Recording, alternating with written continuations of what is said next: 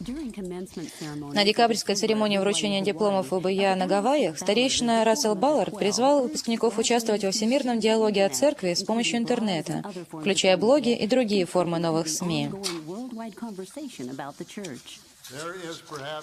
Пожалуй, не было еще такого времени в истории, когда бы церковь удостаивалась большего внимания со стороны новостных СМИ в интернете, чем сейчас.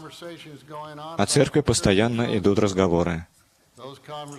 И они будут продолжаться с нами или без нас. Но мы не можем оставаться в стороне, когда другие, включая наших критиков, пытаются интерпретировать то, чему учит церковь. Старейшина Баллард заметил, что церковные руководители не могут ответить на каждый вопрос, удовлетворить каждый запрос, исправить каждую неточность. Он призвал других делиться своими взглядами в интернете, откликаться на тамошние репортажи, создавать блоги, где можно было бы поговорить о Евангелии, и делать это в почтительном и цивилизованном диалоге.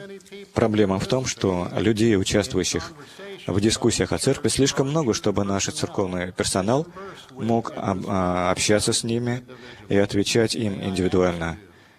Я прошу вас включаться в эти дискуссии в интернете,